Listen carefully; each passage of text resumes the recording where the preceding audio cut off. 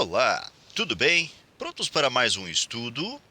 Sabendo-se que na equação 3 elevado a x igual a 10 que multiplica 3 elevado a y menos 9 vezes 3 elevado a z, os expoentes reais x, y e z formam, nessa ordem, uma progressão aritmética de razão não nula R. É correto afirmar que o valor de R é... Bem, considerando esta equação exponencial em que 3 elevado a x é igual a 10 que multiplica 3 elevado a y menos 9 que multiplica 3 elevado a z, nós temos informado no texto da questão que x, y e z formam, nessa ordem, uma PA, ou seja, uma progressão aritmética. Nesse sentido, então, vamos nos aproveitar de uma informação do próprio texto da questão, em que R é uma razão não nula. Então, nós verificamos que, ao considerar tal hipótese da razão ser não nula, nós podemos pensar assim. Nós temos x, que é o primeiro termo. Nós podemos considerar que o próximo termo, bom, para quem não lembra mais, uma progressão aritmética é uma sequência de números em que cada termo é obtido através da soma do termo anterior a um número fixo. Número fixo este chamado de razão. Exemplificando, o primeiro número que nós estamos fixando é justamente o x. Na sequência, nós teremos x mais a razão, se isto é uma PA, funciona dessa forma.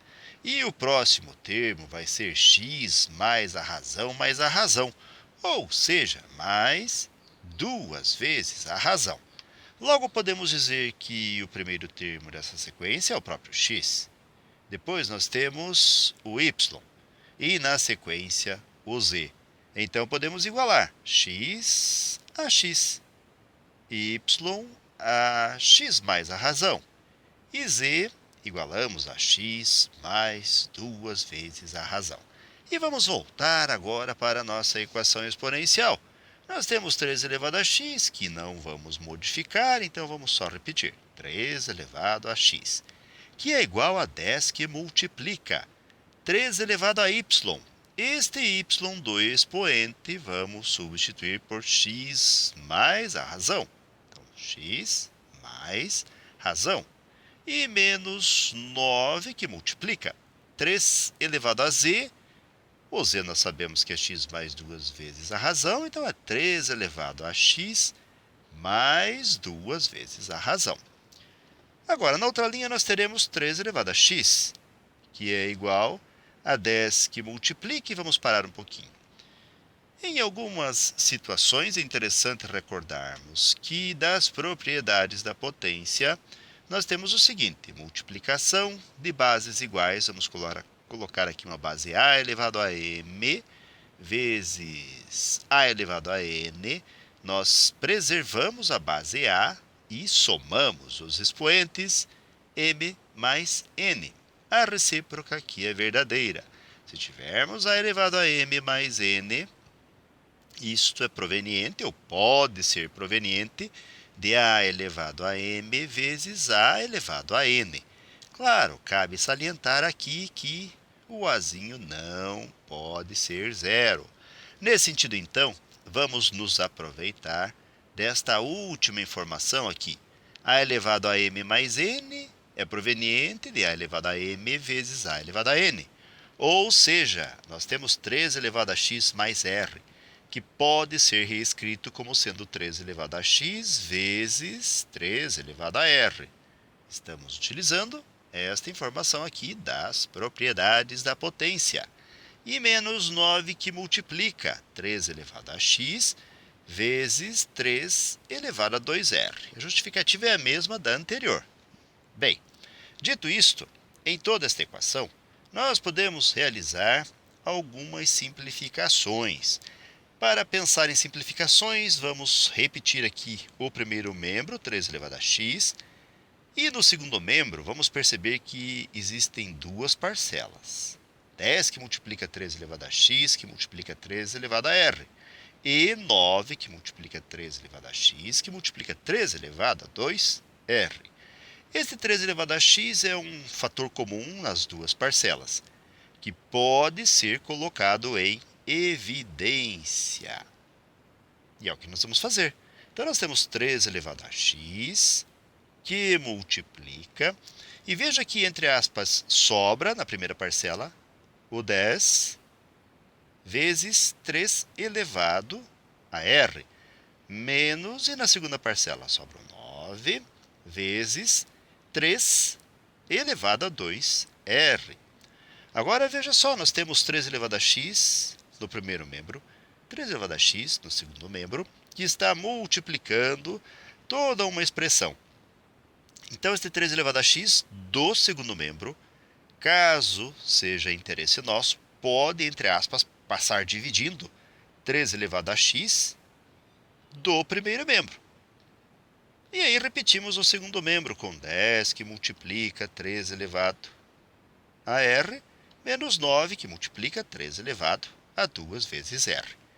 Bem, ao fazer isto, agora podemos simplificar. 3 elevado a x com 3 elevado a x, como resultado, nós vamos ter, então, 1. Uma vez que 3 elevado a x dividido por 3 elevado a x vai ser 1. Tudo isso igual a... E aí nós temos 10 que multiplica 3 elevado a r, menos 9 vezes 3 elevado a r ao quadrado. Opa, o que nós fizemos aqui? Bem, desfizemos também outra propriedade das potências. Essa propriedade nos garante o seguinte: se nós tivermos um número, por exemplo, a elevado a m elevado a n, nós podemos preservar a base, no caso da potência de potência, e multiplicar os expoentes, m vezes n. E aqui também a recíproca é verdadeira, ou seja, nós podemos desfazer esta propriedade. E foi o que eu fiz. É o que nós podemos fazer. Aqui onde nós temos 2r como expoente, desfazendo a propriedade, resultará em 3 elevado a r elevado ao quadrado. E agora nós vamos promover um auto-engano, ou seja, 3 elevado a r nós vamos chamar aqui de uma outra letra, que pode ser a, por sinal. E vamos substituir este a onde 3 elevado a r estiver presente. Ou seja, 1 vai ser igual a 10 vezes 3 elevado a r agora é a, menos 9 vezes 3 elevado a r agora é a e ao quadrado. Colocando 10a, que está somando, diminuindo no primeiro membro, e menos 9a ao quadrado, que está diminuindo, nós vamos colocar somando no primeiro membro, nós vamos ter então 9 ao quadrado mais, e aí menos 10 vezes o a, e mais o número 1, que apenas preservamos, tudo igual a zero. Bem, nós temos aqui uma equação quadrática, ou uma equação de segundo grau, se você preferir. E para resolver esta equação, podemos nos servir de uma fórmula resolutiva das equações quadráticas, conhecida por algumas pessoas como fórmula de Bhaskara. Bem, esta fórmula diz que a vai ser igual a menos b, ou seja, menos 10. Então, aqui menos 10. Mais ou menos raiz quadrada de b ao quadrado, ou seja, menos 10 ao quadrado, menos 10 ao quadrado. E menos 4 vezes o 9 e vezes o número 1, que é 4 vezes a vezes c. E tudo dividido por 2, que multiplica o coeficiente aqui do a ao quadrado. 2 que multiplica 9. Então, a vai ser igual a menos e menos é mais 10, mais ou menos, raiz de 10 ao quadrado, que é 100, menos 4 vezes 9 vezes 1, que é 36. E tudo dividido por 2, que multiplica 9, e é 18.